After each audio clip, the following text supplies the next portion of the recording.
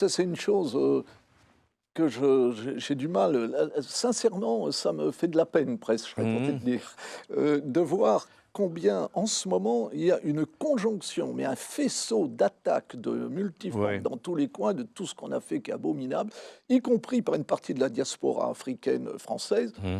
euh, qui reprend, et y compris même par des Français qui se repentent dans le même temps. En ce Ah, moment, on est ce que j'appelle dans l'œil du cyclone. Je pense qu'en ce moment, il faut ouais. mieux attendre que ça passe un peu.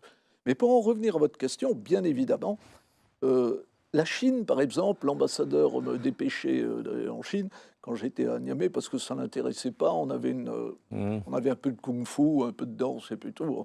Enfin, ça ne représentait pas grand-chose. La Russie non plus. La Russie, elle avait des terres sur lesquelles elle avait été et sur lesquelles elle revient d'ailleurs en ce Oui. moment.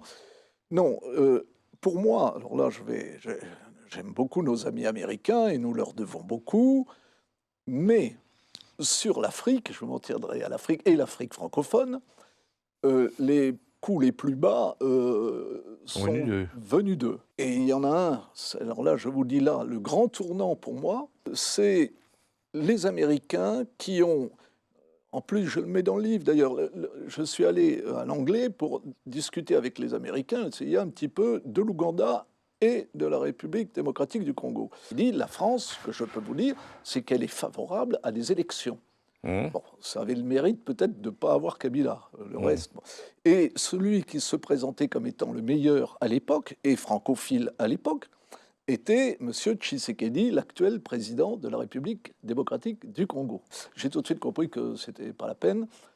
Euh, Ils ont joué la carte Kabila alors qu'on savait que c'était un bandit, Laurent Ah Désiré, ouais. qui avait écumé le Kivu, qui était un disciple de Lumumba, un admirateur de Mao, et puis surtout un affairiste douteux. Et Joseph Kabila, lui, il était avec les Rwandais, il faut savoir au Tout à départ, fait. il était avec les Rwandais quand il y a eu l'attaque au Rwanda. L'affaire du Rwanda, Kabila était avec Kagame. Mais depuis le Rwanda, les forces spéciales américaines qui étaient dans l'opération du Rwanda avec Kagame ont accompagné Kabila avec les forces de Kagame aussi, hein, Tout à fait. ont accompagné jusqu'à Kinshasa pour le mettre en place et qu'il devienne Voilà. président.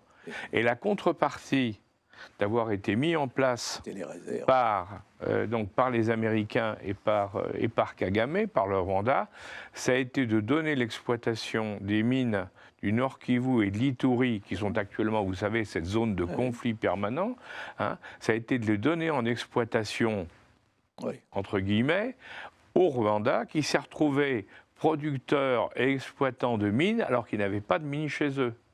Notamment le Et ça a coltan. perdu, oui, et ça a perdu toute la zone, on peut le dire. Et depuis, c'est une zone de guerre. Ils ont Je tout parlais des imposé, hein. Américains pour Kabila, mais ceux qui auraient encore quelques doutes sur ce que je dis, on va s'en tenir à Abré, par exemple. Jusqu'au Oui, bout, ils ont pareil soutenu après. Abré. Après, pareil, Jusqu'au oui. bout. Et pour poursuivre encore le troisième, et je m'arrêterai là-dessus, l'affaire du Rwanda, franchement, bon là, je ne vais pas en parler, mais si il y a bien un responsable de ce qui s'est passé, et notamment du massacre des Tutsis au Rwanda, moi je veux bien que ce ne soit pas Kagame, mais alors il faut m'expliquer. Il était armé, entraîné par les Ougandais, eux-mêmes armés et Entraîné. soutenus par les Américains. Ah oui.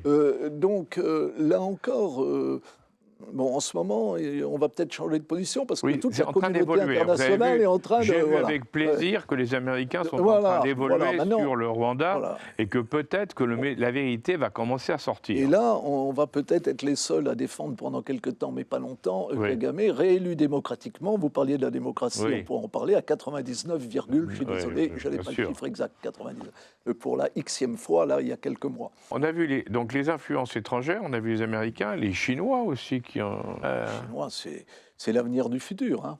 Ben, Si je m'en tiens au 9e sommet, le dernier sommet, là, ce que vous... mais le dernier, oui. Alors, à la différence des Russes, premier fournisseur d'armes de l'Afrique, eux, c'est premier partenaire commercial de l'Afrique.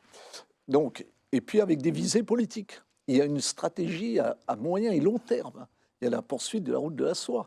Il y a des crédits. Alors, autant les Russes n'ont pas tenu leurs promesses du sommet Russie-Afrique de 2019, pour des raisons, l'Ukraine, etc., tout ce qu'on veut, autant la Chine, elle s'est engagée sur des fonds incroyables. 50 milliards de dollars, je crois, pour l'infrastructure, 100 et quelques milliards de dollars en ligne de crédit, enfin je vous passe les 70 milliards que les entreprises chinoises investiraient aussi de leur côté. C'est énorme. Donc quand on entend des chiffres pareils, c'est sûr que nous, on est à la pêche pour 2 milliards. Ouais, bien sûr. On ne peut pas lutter. Alors ça, c'est aussi 1 million de Chinois sur le sol africain. C'est actuellement, les Chinois, c'est la population étrangère la plus nombreuse sur le territoire africain. À un moment, c'était les Français, c'est fini, c'est archi fini. Quand même, ouais. Ça n'avait rien à voir. Là, il y a 1 million de Chinois actuellement en place en Afrique.